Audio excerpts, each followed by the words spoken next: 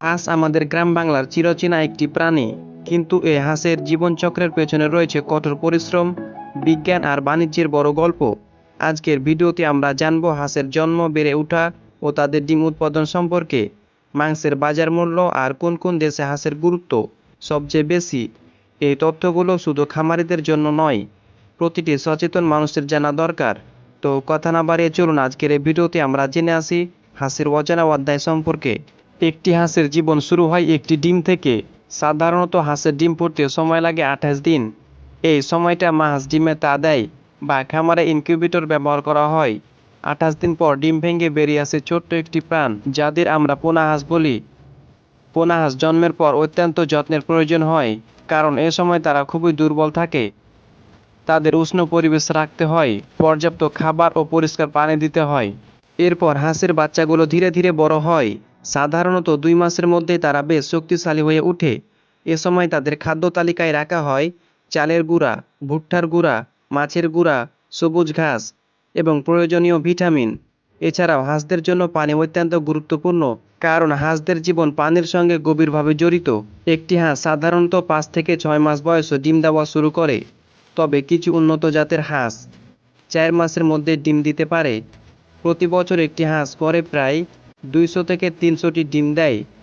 উন্নত খামারে এর সংখ্যা আরও বেশি হতে পারে। বাংলাদেশের বিভিন্ন অঞ্চলে হাঁসের ডিমের চাহিদা অনেক বেশি, বিশেষ করে গ্রাম অঞ্চলগুলোতে।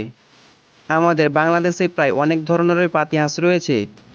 এর মধ্যে কিছু উন্নত জাতের হাঁস হলো খাকি ক্যামেল, যা বাংলাদেশে ডিমের জন্য বিখ্যাত। এরা তুলনামূলক অনেক ডিম দিয়ে থাকে, যার কারণে গ্রাম অঞ্চলগুলোর প্রতিটি বাড়িতেই এই খাকি ক্যামেল হাঁসগুলো দেখা যায়।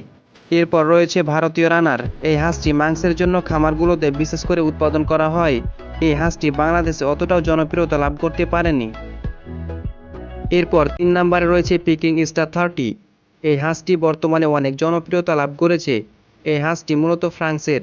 বিশেষ করে খামারগুলোতে এই হাঁসগুলো এখন অনেক উৎপাদন করা হয়। এর মূল কারণ হলো তার মাংস। প্রায় 40 থেকে 48 দিনের মধ্যেই এর ওজন 2.5 থেকে 4 কেজি পর্যন্ত হয়ে থাকে। এরপর রয়েছে আমাদের দেশীয় হাঁস, যেটা গ্রাম বাংলার প্রতিটি বাড়িতেই দেখা যায়। এগুলো ছাড়াও আমাদের বাংলাদেশে প্রায় অনেক প্রজাতির পাতি হাঁস রয়েছে। একটি হাঁস সাধারণত 8 থেকে 12 বছর পর্যন্ত বাঁচতে পারে, তবে খামারে হাঁস পালন করা হয় মূলত ডিম ও মাংস উৎপাদনের জন্য, তাই অনেক সময় তারা এই আয়ু পর্যন্ত পৌঁছাতে পারে না। তো চলুন এবার দেখে আসি কোন দেশে একটি হাঁসের মূল্য কত টাকা। তো আমাদের বাংলাদেশে একটি হাঁসের মূল্য প্রায় 450 টাকা থেকে 1000 টাকা পর্যন্ত হয়ে থাকে। ভারতে একটি হাঁসের মূল্য প্রায় 570 টাকা থেকে 930 টাকা পর্যন্ত হয়ে থাকে। চীনে একটি হাঁসের মূল্য প্রায় 340 টাকা থেকে 520 টাকা পর্যন্ত হয়ে থাকে।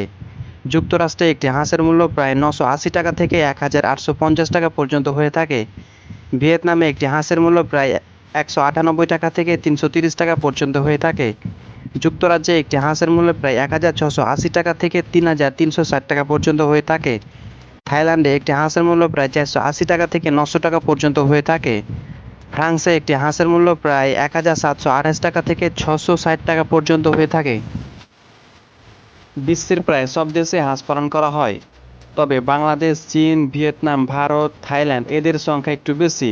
জলাশয়, নদী, খালবিল এবং খামার পরিবেশে হাঁস বেশি থাকে। খামারে হাঁস পালনের জন্য পরিষ্কার জায়গা, পর্যাপ্ত পানি এবং পর্যাপ্ত খাবার দরকার হয়। তাদের খাবারে সাধারণত দেওয়া হয় চালের গুঁড়া, ভুট্টার গুঁড়া, মাছের খাবার, সবুজ ঘাস এবং ভিটামিন মিশ্রিত খাদ্য। পানির ব্যবস্থা রাখা খুবই জরুরি, কারণ হাঁস পানিতে থাকতে ভালোবাসে এবং এর মাধ্যমে তারা স্বাস্থ্যকর থাকে। তো বন্ধুরা, এভাবে হাঁসের জীবন শুরু হয় ছোট্ট ডিম থেকে। তারপর বড় হয়ে তারা ডিম দেয় এবং আমাদের খাবার ও অর্থনীতিতে ভূমিকা রাখে। যদি ভিডিওটি ভালো লেগে থাকে তাহলে অবশ্যই লাইক দিন এবং চ্যানেলটাকে সাবস্ক্রাইব করুন। আর কি বিষয়ে ভিডিও দেখতে চান সেটা অবশ্যই কমেন্টে জানাবেন। হাঁসের জীবন যেমন সুন্দর, তেমনই তাদের লালন পালন অনেক যত্নের কাজ। তাই সবাই সচেতন থেকে হাঁস পালন করুন এবং দেশের অর্থনীতিতে ভূমিকা রাখুন।